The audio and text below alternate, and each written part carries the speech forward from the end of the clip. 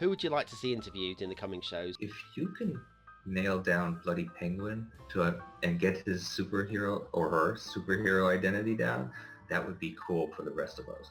Maybe one of the mod makers like TPB, Bowformer, or the elusive Bloody Penguin. Bloody Penguin. He's creator or modder in the community.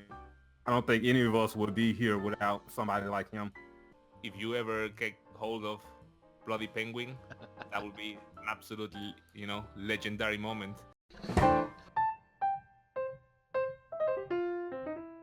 Hello and welcome to Skylines Talk, the new chat show for Cities Skylines, where we'll go behind the Sims and meet some of the brightest, most creative minds in the Cities Skylines community. Find out what makes them tick and maybe even learn a tip or two. Who am I? I'm Bon B, and you are very, very welcome. Come here now, girl.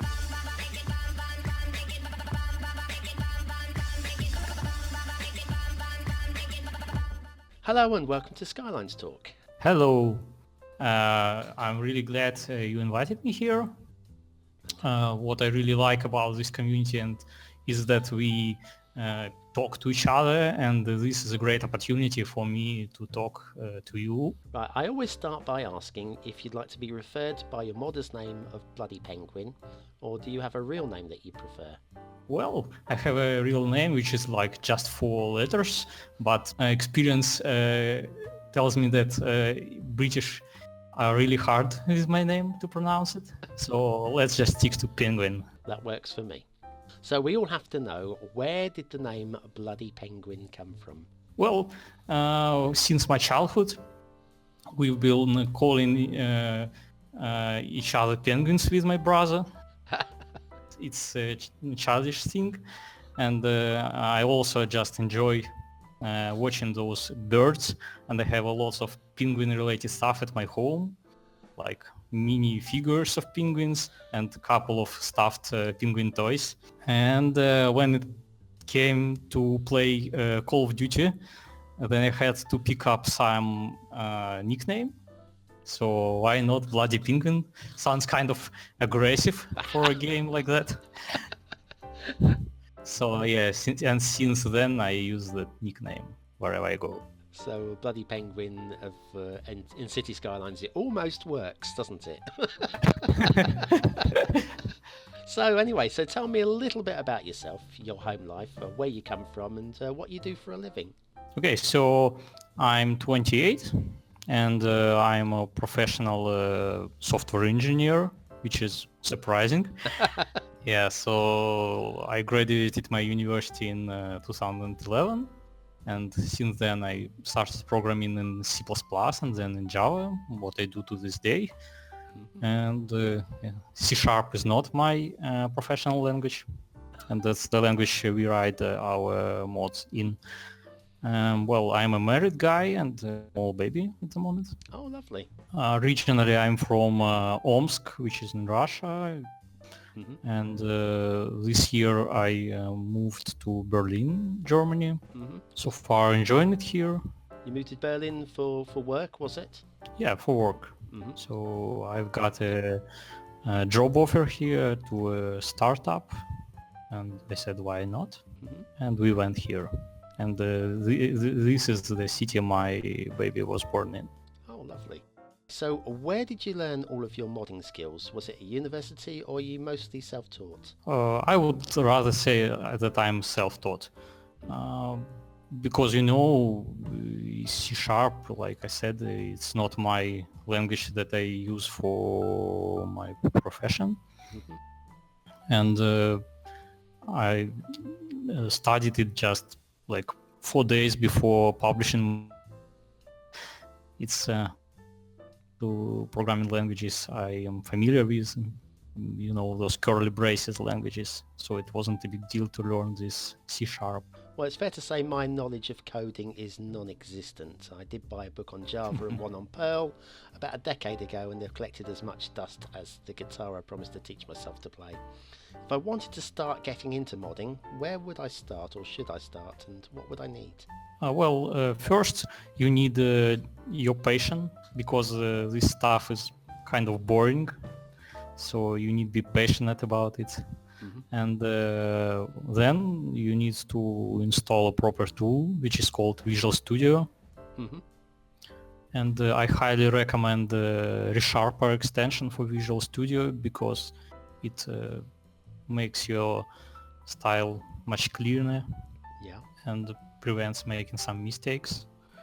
Well, and then if you want to find some stuff to start with, I would recommend to get some outdated mod and to find out how it worked Uh-huh. and what should be fixed in order to get it working. All right. And actually that's how I got into modding myself.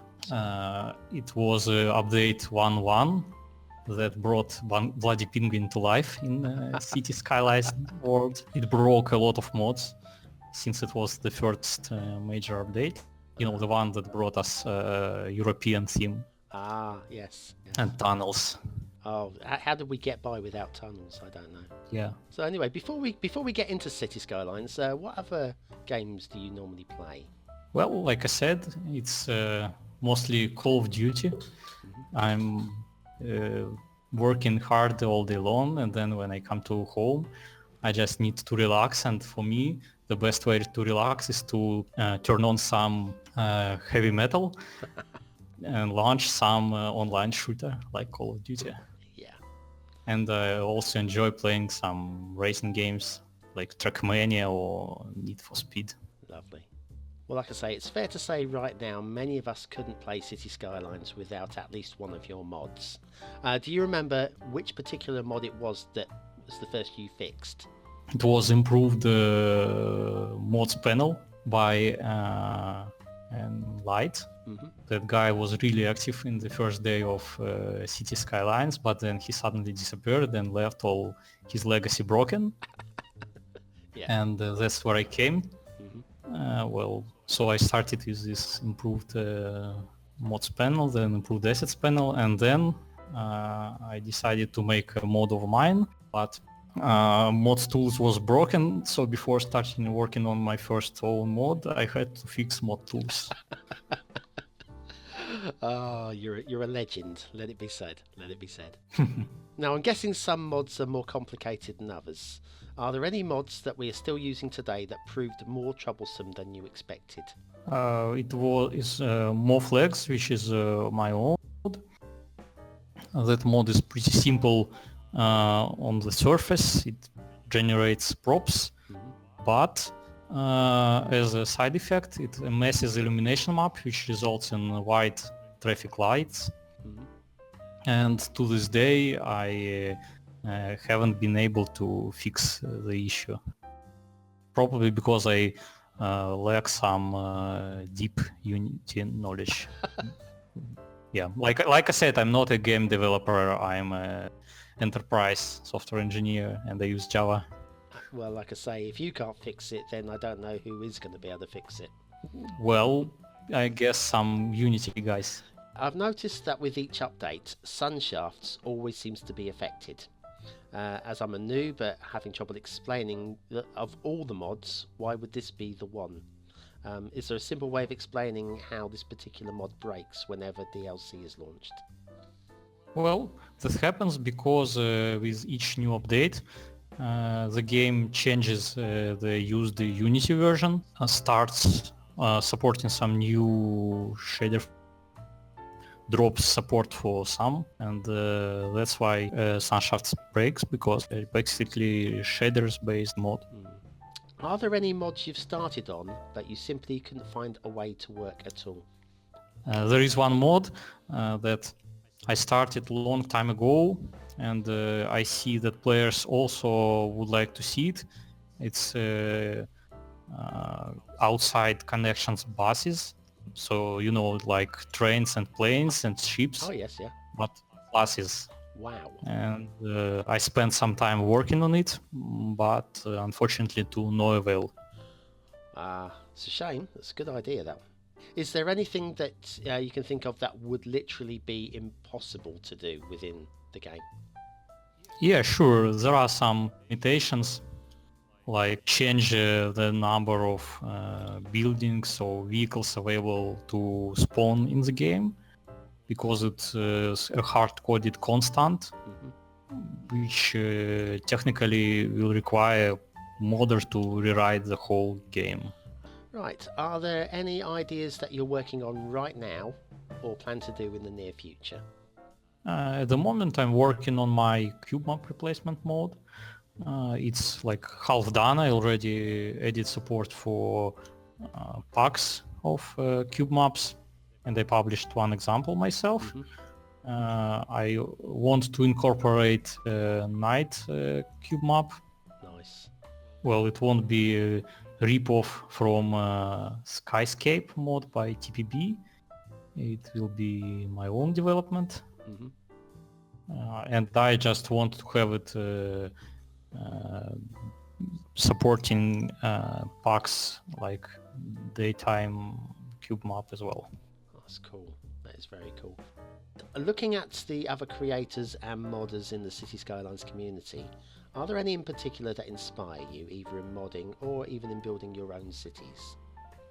Well, I don't build my city much, but I mod a lot, so I think for me it's Boforma, or whatever his nickname is pronounced, and he really fueled my passion, because he was really passionate about modding himself, and he was a guy that I wanted to beat, be better than him, and he just didn't stop making really cool stuff, so I had to be on par.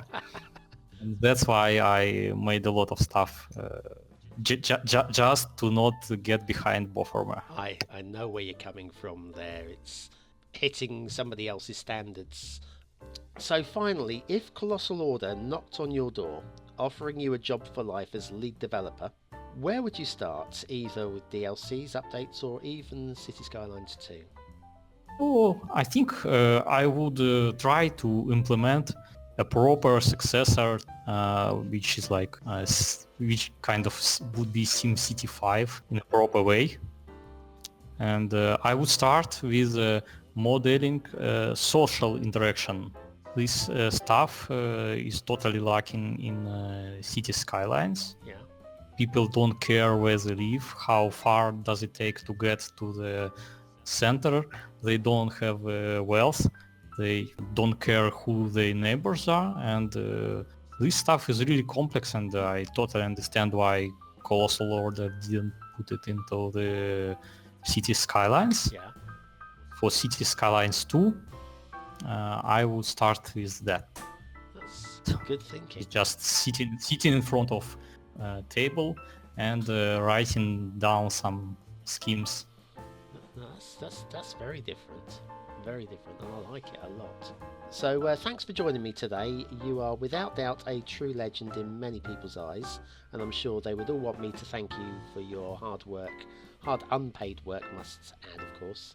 It'd be great to catch up with you again very soon in the future. Thanks for listening to me.